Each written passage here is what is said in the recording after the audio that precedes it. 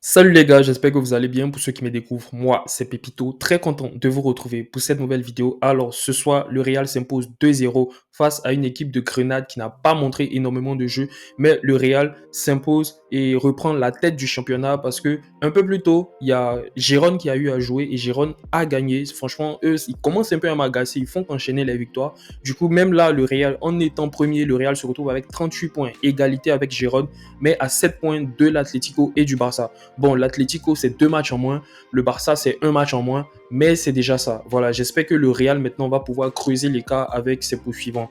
Mais il faut dire que, avant de parler du Real, il faut dire que cette équipe de Grenade là aussi, elle a vraiment rien produit dans le jeu. Alors, ce genre de match là face à des équipes de bas de tableau, ça peut être des matchs pièges parce que souvent ce genre d'équipe là, ils viennent et ils mettent le bus et c'est assez compliqué pour l'équipe adverse, en tout cas, de trouver des failles dans la défense pour arriver à mettre des buts. Mais heureusement, ce match là, le Real, en tout cas le Real qui n'a pas été très impressionnant. Voilà, je pense que là, on est sur l'un des matchs les plus tranquilles, les plus faciles de la saison du Real jusqu'ici.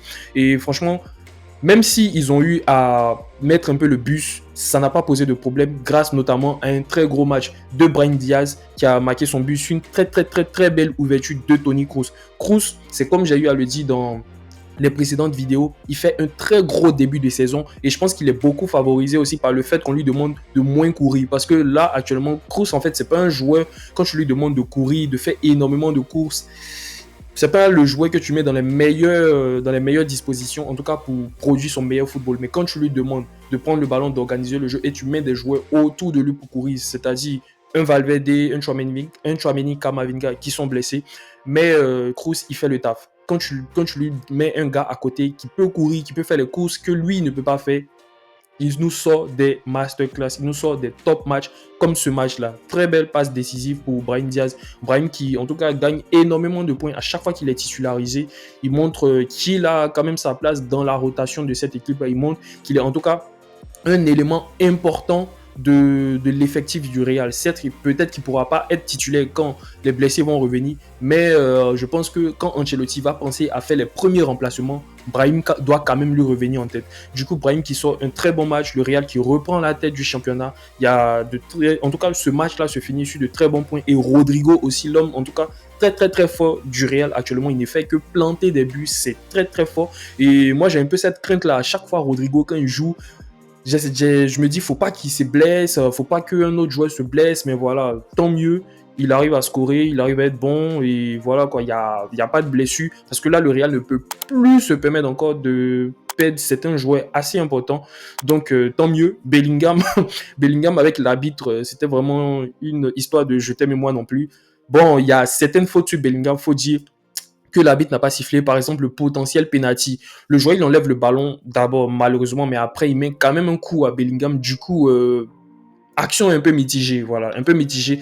Est-ce qu'il y a penalty? Est-ce qu'il n'y a pas penalty? Bon, pour moi, si l'arbitre le siffle pas, c'est pas un scandale parce que le joueur enlève le ballon d'abord, mais il faut reconnaître aussi qu'il met un coup après à Bellingham. Après, il y a une poussette dans le dos de Bellingham qui n'est pas sifflée.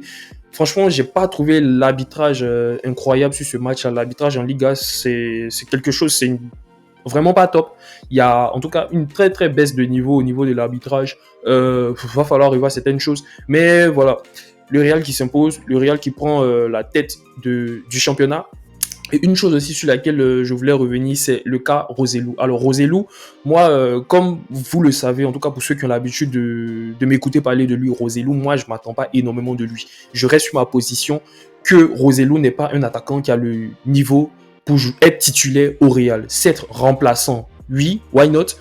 Mais titulaire, non. Et moi, dans les matchs, par exemple, face à Naples, face au Barça, face à l'Atlético, je ne l'attends pas. Voilà, pour moi, si Roselu, dans ce genre de match-là, ne sort pas de bons matchs, je vais pas être étonné, je vais pas venir allumer la caméra et dire ah non, Roselu a fait un mauvais match, tout ça, etc. Non, pas du tout, parce que je m'attends pas à de gros matchs de lui face à ces adversaires-là. Mais face à une équipe de Grenade, 19e de classement, et Roselu nous sort ce genre de prestations-là, là, maintenant, je suis pas content. Voilà, c'est pas un bon match de Roselu. En première mi-temps, on l'a presque pas vu. Certes, il décrochait pour faire 2-3 passes, mais après, devant le but, on le voyait pas. Parfois, bref, c'est pas un bon match de Roselu. C'est un peu compliqué pour lui sur ces 2 derniers matchs-là. Certes, le match d'avant face à Naples, il marque, mais il a raté 10 000 occasions d'abord avant de mettre son but. Ce match-là aussi, il n'a pas eu beaucoup d'occasions. On ne l'a pas aussi beaucoup vu. Bon, il est sorti à la 70e. Pour moi, un remplacement très cohérent et il va falloir qu'il se mette au niveau du Real. Parce que Roselu, jusqu'ici, c'est un joueur qui a été prêté par l'Espagnol Barcelone. Voilà, Roselu, on ne l'a pas encore acheté. Et pour moi, en tout cas, si ça continue comme ça, je vois aucune raison en fait pour qu'on l'achète. Voilà, parce qu'on s'est tapé, ça fait des années, on se tape Mariano Diaz comme potentiel remplaçant de numéro 9. On s'est tapé Jovic qui était un échec. On ne va pas se taper Roselu aussi qui sera un échec. Voilà, parce que moi je veux qu'on ait un bon numéro 9 et un bon remplaçant. Voilà, un remplaçant quand il entre, il a de l'impact sur le jeu, il est capable de planter. Mais voilà, on s'est assez tapé Mariano Diaz, Jovic. Je pense que c'est bon comme ça. Il faut qu'on ait quand même un remplaçant qui a le niveau. Du coup, c'est un peu ça. Franchement, c'était un match très tranquille. Gros début de saison de Cabral. Gros match aussi de Cabral qui est sorti à la mi-temps. Voilà, il faut faire reposer certains joueurs. Il faut éviter qu'ils se blessent quand il n'y a pas énormément d'enjeux dans le match. Voilà. Rodrigo qui est sorti aussi. Voilà quoi, Ancelotti, il a bien. En tout cas, c'est pas l'Ancelotti de la saison dernière. La saison dernière, l'équipe du Real, il n'y avait pas beaucoup de remplacements. Cette équipe-là ne bougeait pas beaucoup. Mais là, actuellement, il y a du remplacement. Il y a aussi, il faut dire qu'il y a des joueurs aussi qui sont sur le banc, qui ont de la qualité. Et du coup, il faut leur donner du temps de jeu, comme Nico Paz par exemple, comme le petit Gonzalo qui est rentré.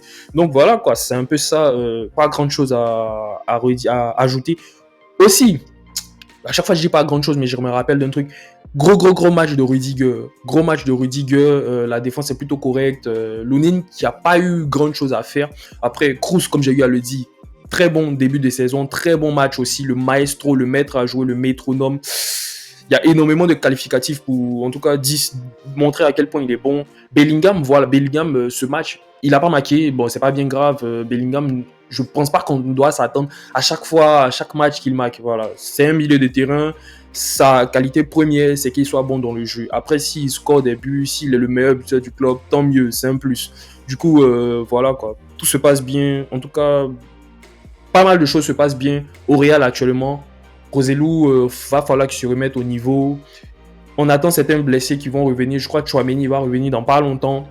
Du coup, c'est un peu ça. Le Real qui est premier actuellement. Le Real qui a son prochain match. Laissez-moi voir. Le prochain match face au Real Betis. On attend de voir ce que ça va donner. Et d'ici là, prenez soin de vous. J'espère que vous vous portez bien et que vos familles se portent bien. Et on se dit à très bientôt pour la prochaine pépite. Ciao.